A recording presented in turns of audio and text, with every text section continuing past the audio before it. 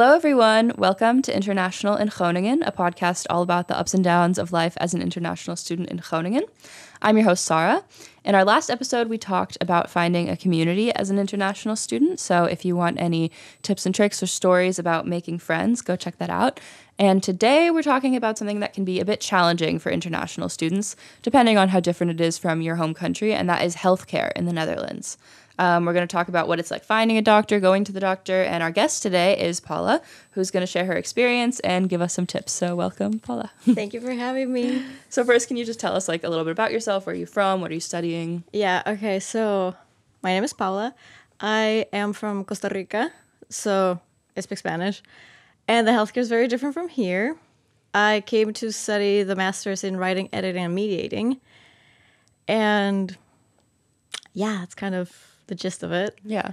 But yeah. First, let's talk about insurance.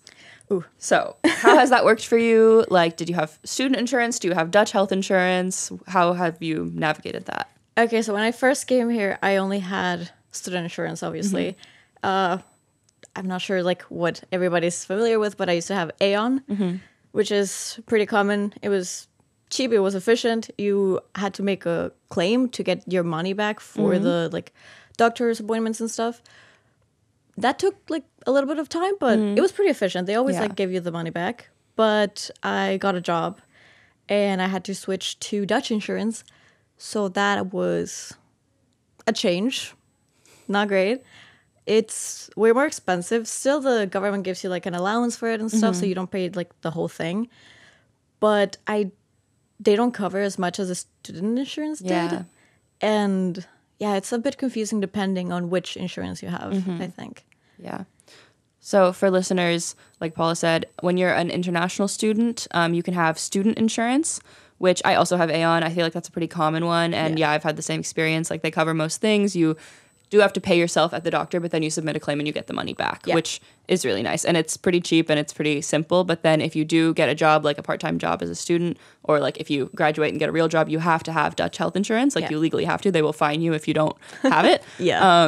And yeah, it's a bit more expensive. There are government subsidies that you can qualify for to get money towards it, but it's more like a premium thing. So you have to pay up to a certain amount and then they'll cover it after you get up to that amount. But overall more expensive than the student health insurance. But definitely a good thing to inform yourself about if you're coming here as an international student. Definitely. Yeah. I was talking about that. It's kind of different between insurances, I think. Or I don't know if I just had an odd experience, because from what I understood from other students who were working and had Dutch insurances, they paid everything up until their own risk, their eigen risiko. And then the insurance covered it. Yeah. I got covered up until I topped up my eigen risiko. Then I paid everything in one go. And then they're covering everything else. Oh, okay. Then I get it, yeah. So it was kind of confusing because I thought I had to pay because other people were paying. But nobody charged me anything. Yeah. And then all of a sudden, a random month, I got a right. huge So you bill. thought oh, I don't have to pay. And then they were never mind. Yeah. And then I got a bill for $350 and I was oh my God, what the fuck? Yeah. So I was very confused, terrified. But then I was oh, it's for all of the doctor's appointments I've had. Okay. Yeah. So then let's talk about finding a GP, a general doctor. How was that experience for you?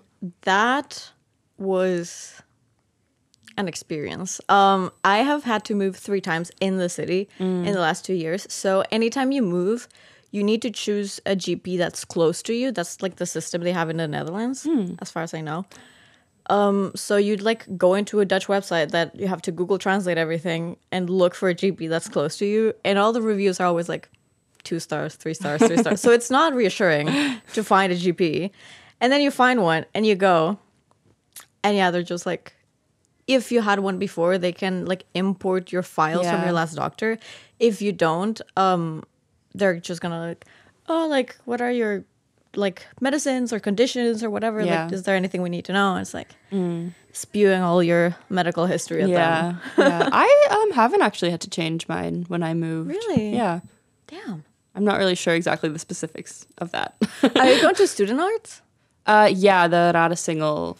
Or no, it's not student arts. It's huisarts praktik Radesingel. And they have a lot of students, but maybe the student arts one is a little bit different. Because I've heard people that go to the student arts don't really change even if they move. Oh. Because you can just book an appointment in whichever one you go to. But from other people that go to like independent GPs, you need to change depending on where you interesting, move. yeah. So that was weird to me as well. Because at the first like year I was here, I was like, I'm just not gonna go to the doctor. I'm gonna go home. And just yeah, I think a lot of international students do that. Just save their doctor's appointments for when they're home. Because trying to navigate the doctor here is not ideal, especially for, I feel like everybody, but like in my experience at least, people who come from like American, like Western countries and stuff, coming to the system of having a GP is not the easiest. So that was definitely like a little bit of a culture shock, a little bit of frustration. Yeah. I mean, I think it really varies a lot country by country. So everybody has kind of a different experience adjusting to the system here. If you're from like Germany, it's probably not that different. And then also you could probably just go home to your doctor because it's like right there, which I think a lot of people also do. Yeah.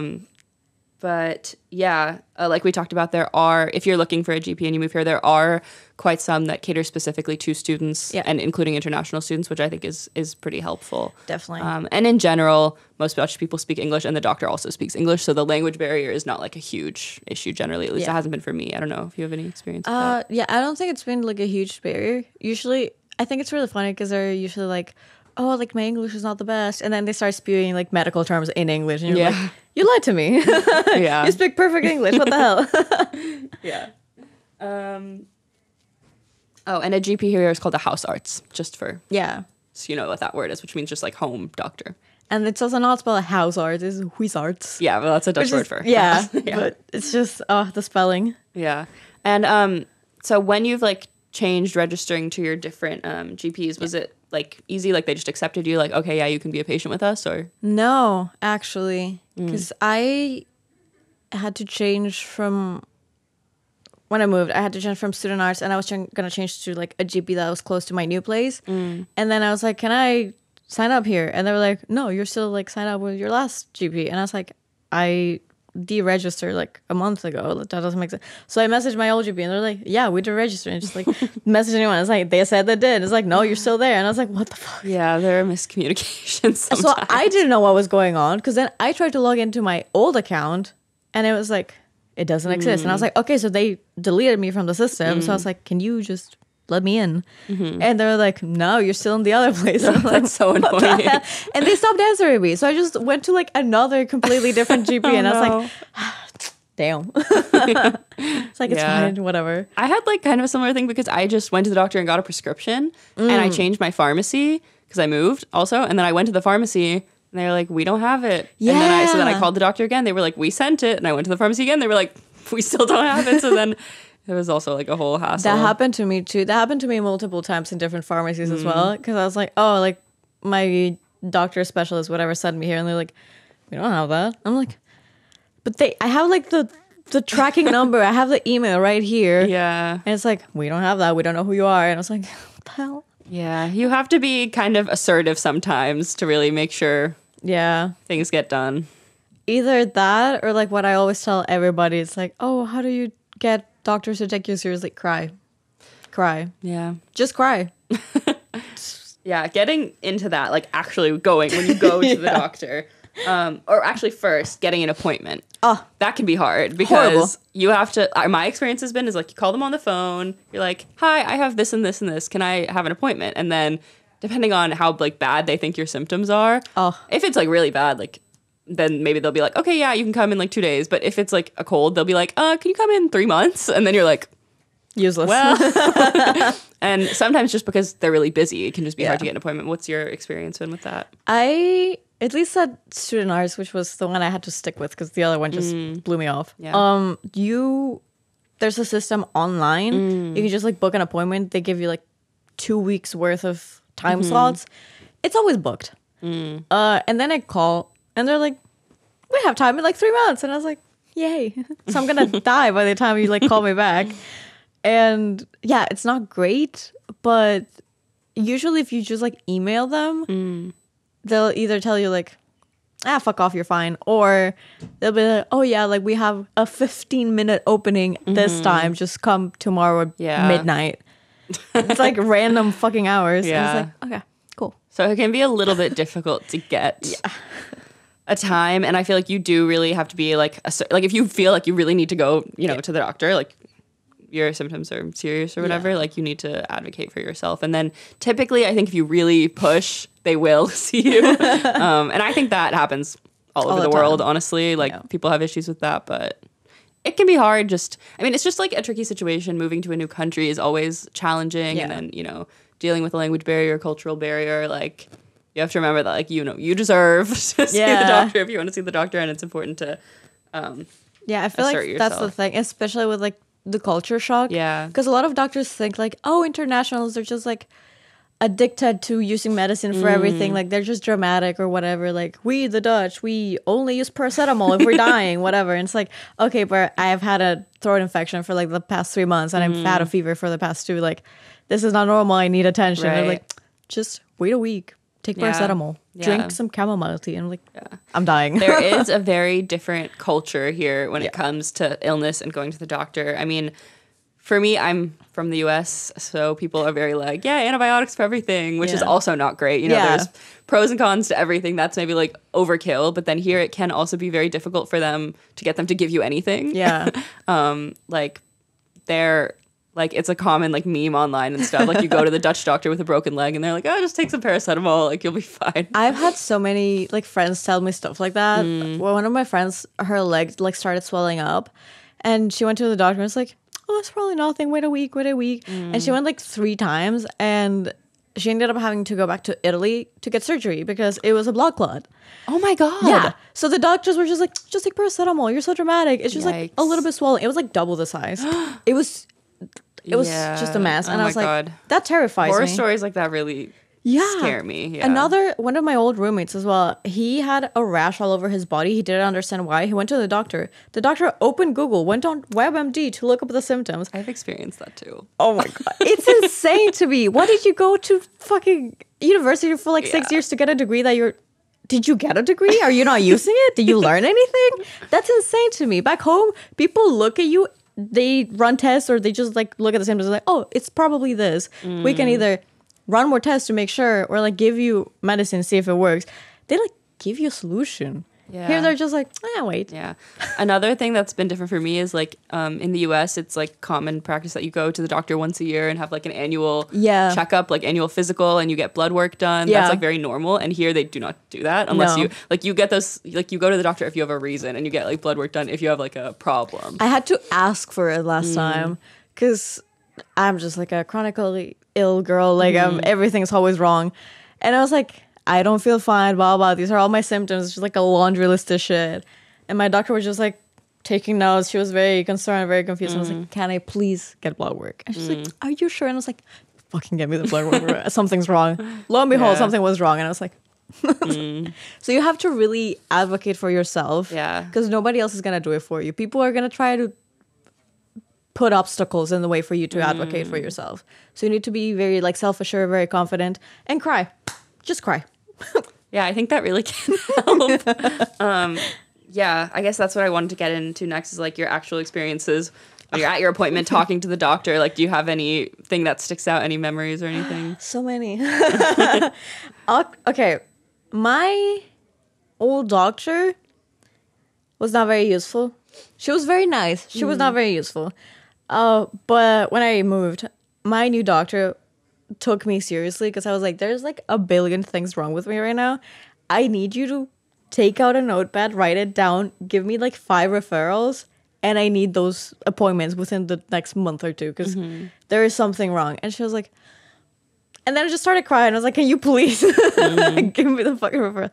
And I was like, I feel like you need to take it into your own hands way more than you would actually have to like in your own home country or whatever, because you need to go with like, these are my symptoms, these are the possible diagnoses I think it could be, these are the possible next steps like medicine or blood work or exams we could do to rule them in or out. Help me. So you have to do the whole work yourself, even like WebMD that shit yourself, because they're not going to, they're just gonna wait a week, take paracetamol. And you've felt that that's like different than at home. You felt like you've been taking more seriously at home. Definitely. Yeah. Because if I go to the doctor, they're like, okay, what are your symptoms? What are your complaints? Whatever. I'm like, it's this, this, and this. And they're like, okay, that sounds like it could be this or maybe that. Yeah. We can run blood work. We can do an ultrasound or something and see what the issue is, like actually pinpoint it. Yeah. So then we can see like, oh, this is how you treat it, or maybe it doesn't have treatment, but it has like symptom management, something, or like it doesn't have anything. My bad. Yeah. I would rather just know. Yeah. Yeah. I mean, of course, I think these kind of problems come up really in any country. Yeah. It really, like, each country has kind of a different culture around this, but I think the Netherlands does have this kind of like Calvinistic culture of like, oh, you're fine, just suck it up. Yeah. Which I think can be a bit damaging. I mean, of course, every individual case is different and there are doctors who are great, but I think it can just be a little bit of a struggle kind of adjusting to that if that's not what you grew up with. Yeah, definitely. I think it's also definitely a little bit dismissive if you're somebody that... Because sometimes I am very panicky, very like hypochondriac, but I'm like, maybe it's all just like psychosomatic. I'm having anxiety and that's making symptoms show up, but maybe it's nothing. Right. But then if you know your body very well and you're like, this is not normal, this is like completely off the norm for me, whatever. And you know that because you know your body, you feel something is wrong, and then people don't take you seriously. That's very... It's frustrating and dismissive, and it makes you feel really bad because you're like, I'm sure there's something wrong and you're not paying attention, you're not taking me seriously, you're not helping me get better. Yeah. Yeah. And I mean, like, as we know, people of color are not taken seriously at the doctor a lot of times. Yeah. Even by female doctors, which was really weird to me, especially here. Because everybody... like from abroad, I think we've been fed this propaganda of like Europe, the land of progress and equality and whatever. And I come here and I've seen some really off things regarding like equality, feminism, whatever. Because even female doctors are like, you're just being dramatic. You're being a woman. I'm like, somebody said that? Yeah. Really? The gynecologist said that to me. Oh my goodness. The female gynecologist said that. I think you're just being a woman. Like, women are usually so dramatic. I'm like, I cannot believe that. That's crazy. I have a uterus. You have a uterus, girl. What do you mean? We both have uteruses. Wow. Yeah. I was like, there's something wrong and you're not listening to me. And she knew I was on birth control because I have PCOS. So I have cysts in my ovaries. And then she was like, just stop taking birth control. And I was like, if I stop taking birth control, I will bleed out and die. Because that has happened before. So I was like, I'm not going to do that. And she was like, oh, just take more hormones then. And I was like, those hormones fuck up my birth control. And that's just going to make my body fuck up even more. Yeah. So I'm not going to do that. And she was like, I'll just send you the prescription. And she sent me the prescription, which could not pick it up either. Because the pharmacy just thought I didn't exist. But then I called my gynecologist back home and I was like, they sent me this prescription. And they told me to do this and that. And my gynecologist back home was like, that is incredibly insane. Whoever sent you that is so stupid because that's going to fuck up your body and make you bleed even more and just like throw your period like all kind of off whack. And I was like, that's what I thought. That's what I read on WebMD. Yeah. I'm sorry you have that experience. It's been wild to see the specialist here because I also had to go because I am perpetually nauseous all day, every day for like the past 20 years of my life or something. So it's not pleasant, but I was like, there is something wrong because this is not normal. And I went to the doctor and they were like, oh, it's probably, they weren't even sure. It's like, it's probably IBS. And I was like, cool, what can I do? It's like, oh, either like diet or just like suffer. And I was like, I've tried that diet. That's not nothing for me. And I was like, well, there's nothing for me to do. And I was like, that's not like nausea management, no nothing. It was like, oh, like nausea medicine doesn't exist. It doesn't work. And I was like, that's a lie. Because I've taken nausea medication back home. So first of all, either you don't know or you're just like blatantly not wanting to help me. Either way, that's not very reassuring. So like the doctors here, I don't know. I've lost a lot of faith in them. I'm sure I've heard doctors be incredibly nice and very, very competent to my friends. I personally have not had that experience. Which can be really discouraging because I'm like, oh, I'm just going to go home and get everything done at home because people actually listen to me rather than be here and be people like, oh, you can either just like suffer or take paracetamol. I'm like, paracetamol doesn't do anything to me. So Yeah. Yeah. Another thing I wanted to ask you about is going to specialists. So you've said you've gone to a few specialists, but I think it's actually kind of less common and less accessible to go to specialist doctors here. Like I think the common thing to do is just for everything you go to your GP. Yeah. So have you found it like difficult to get referrals to specialists? Definitely. I had to go to multiple doctors that at first they were like, wait a week, you're just being dramatic, take paracetamol, whatever. It's like, have you tried breathing and mindfulness? And I'm like, oh my God.